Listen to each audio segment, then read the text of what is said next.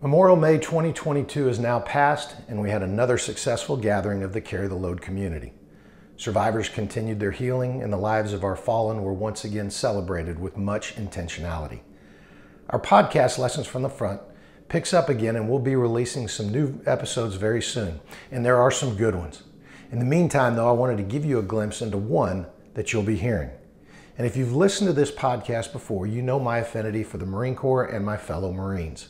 However, that's not to say that we don't have our moments of imperfection. Retired Marine Major Fred Galvin and some of his Marines from Marine Special Operations Command Company F were at the center of one such story. In March of 2007 in northeastern Afghanistan, Galvin and his Marines faced a complex ambush, the likes of which few in the military ever experienced. Now, tactically speaking, the results of the ambush were a victory, as Galvin and all of his men survived it with minimal damage while inflicting heavy enemy casualties. What ensued, however, was anything but a victory, as accusations of war crimes were levied against these Marines, resulting in the longest Marine Corps trial to that point in history. Perhaps more disturbing than anything is that they soon found themselves on a political island while defending the actions that saved their lives. In some ways, it's a fight that still goes on today. On June 7, 2022, the details of this 15-year struggle are coming out in a book titled A Few Bad Men, which can be found on Amazon. The book promises to be a glaring example of how even the best of organizations are anything but perfect, a point that gets ignored regarding people nowadays too. Until the book comes out and until the full episode with Major Fred Galvin is released, I hope you find time to listen to the following excerpt.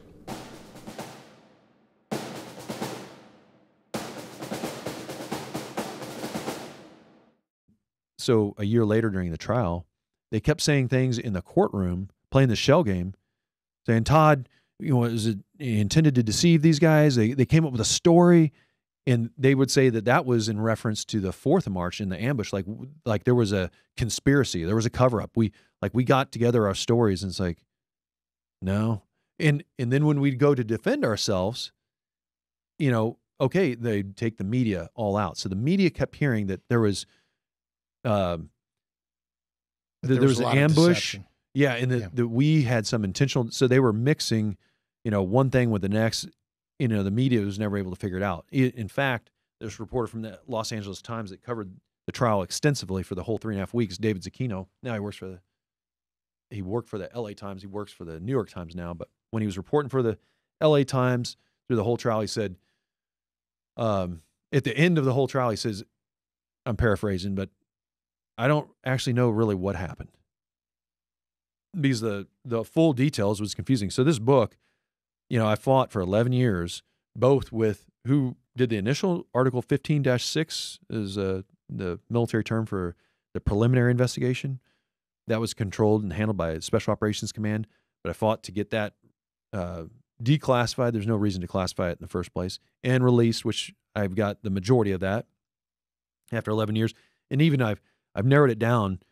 I've been requesting the last 5 years for just one sentence, which they've still never given me. And they're just, we're so busy. It's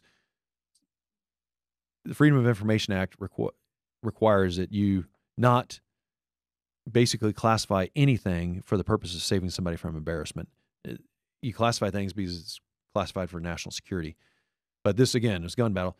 And then we also fought and with the convening authority for the Marines, the Marine Central Command, to get that declassified. So this book compiles all that. And when you read what happened in the courtroom, that is verbatim sworn. When you see those quotes, that's what they said under sworn testimony on the stand. And you read all this stuff and you're like, I think the reader is going to understand that, they didn't just say that, but they got away with this. All these people got promoted to 4 stars. And one of them is about ready to take over all the forces in Europe. Is just nominated as Supreme Allied Commander for all of Europe. Had his hand. So these guys are still in circulation. Is that Nicholson? No, Nicholson has retired, but this is Chris Cavoli, who is Nicholson's battalion commander. Okay. So he's a lieutenant colonel while Nicholson was a colonel. Okay. So, and I do want to make sure everybody understands the book is A Few Bad Men. And there are so many details we could go into here. Can't have time, yeah. But we obviously don't have time. But I do want to focus on what I think, and somehow, when I've talked to you about this, I don't hear anything bitter, and I don't, No. you're not a bitter individual about this, but the reality from the facts that I know is that you have every reason to be. Yes. And some would argue every right to be. And I applaud your professionalism. I applaud your taking a higher road in all of this and just merely wanting people to know the truth. You know, certainly your truth as you saw it. And the one thing that I keep coming back to that keeps playing in my mind is there's 20 minutes from the time the firefight ends, a 5-minute firefight, so 25 minutes worth of time. Yes. When this thing was getting reported, and if I'm not mistaken, it was not just a report. They were using video, or was it just a report? So there was no video that was used in the court. Maybe some B-roll that they were using or something. They used a picture that a non-government organizational worker who's in charge, she provided that photographic evidence and her own testimony from Afghanistan that showed evidence of car bomb, because some of the Afghans were, which was everywhere in the country. Yes. And some of the Afghans were saying there was no car bomb. Others said that the Marines threw grenades to make it look like there was some enemy attack. I mean, their statements were completely inconsistent. So, yes, what happened in that, by the end of the trial, the end of the 3.5 weeks, it was incontrovertible. I mean, facts were presented. It showed exactly what happened. It was indisputable. I mean, the panel members all understood and wrote a detailed executive summary, 99 pages of exactly what happened. But that's what kind of was upsetting, that they used these mealy-mouthed words that the press ran on. And just, so it's one thing to say you've been exonerated. It's another thing to use. Okay. Hold that thought, because that to me is kind of the next step in all of this. But the part that just really kind of makes me wonder how in the world. I mean, it was dereliction as far as, okay, you mean to tell me in 20 minutes, inside of 20 minutes, yes, they were able to prepare a full news story, run it through editors, run it through fact checks, publish it, right, get it on the teleprompter, get it inside the mouth of the reporter. Airwaves, and oh, by the way, not one of the senior folks who bought into this ever asked that question. And if they did, then they're I mean, they either know nothing about the media, which I don't know anything about the media, but I've shot a video or two and I understand what goes into it. Right. It ain't happening in 20 minutes, man. No. So what was going on at that point is, this is a very sophisticated level of information warfare. They employed stringers. So people they got paid, credentials from not U.S., but international media. And the book goes into depth, and it names names of media members. So, because this got played on us too, this further nailed the coffin in our grave. So, as I said, and I'm going to reverse the tail of the tape back to that micro moment at the ambush site. We got ambushed. We decided abort the mission. There's nothing here. We left. And as I mentioned, 15 minutes later, this military police came, U.S. Army military police with Afghan National Army, set up, crime scene, and they were doing their investigation. In the bad guy place. In Boeding, the village where we were attacked.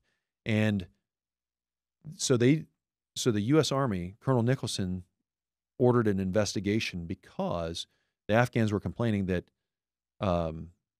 U.S. Marines had messed with the media, saying, you delete these photos or I'll delete you. So that's why you didn't see photographic evidence. So Army members were threatening credentialed, badged, carrying members of the media who were out there taking evidence and saying, hey, and in that Article 15-6 that Colonel Nicholson's, he had a subordinate battalion that Lieutenant Colonel Chris Cavoli, his executive officer was this Major Urquhart. Mm-hmm. And Major Urquhart said, due to the extreme situations that the Marines had just had a complex ambush, our soldiers were justified in using these extreme procedures and in confiscating cameras and doing all this stuff.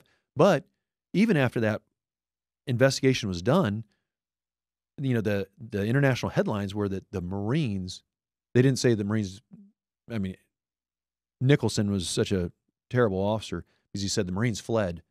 But then the media was saying that the Marines went back to cover up the evidence, to threaten the reporters, and that we went back. And so that was also working. And we couldn't get support from anybody because people thought that, like, not only did we kill these civilians, tried to cover it up, but that we went back. And, so that was in people's minds. And then you have a year later during the trial, these prosecutors trying to portray that, we were trying to cover up and, this conspiracy and get our story straight. That, that's why so many people didn't want to side with us whatsoever, because, there was this information warfare, which we as Americans can do when it's approved by our authorities, our military authorities, to do information. We can do it on the enemy. Mm-hmm. It's unlawful to do it against our own military soldiers and against the American people, which is what happened in that courtroom. There was an intent to maliciously deceive members of the media, which are broadcasting to the people of the United States about what really happened. And you do that when you have witnesses in that, I won't say the same location, but at the same time in 2007, right down the road at Duke University, they had these lacrosse players that got a little carried away. They hired this dancer, and one thing led to another, and she alleged rape. I remember, yeah. And Michael Nifong, the state's prosecuting attorney, was debarred and punished for withholding state's evidence. Completely different case when you're talking about preppies at a lacrosse team at Duke University and a stripper versus guys who were shot at in a complex ambush in Afghanistan by the enemy, blown up, and now you're distorting the truth to the American people. But there's still a lot of similarities there, because there is the truth, and then there's the distorting of the truth, and then there is the withholding of full information for the purpose of political gain. That's why in court they say, do you swear to tell the truth, the whole truth, and nothing but the truth?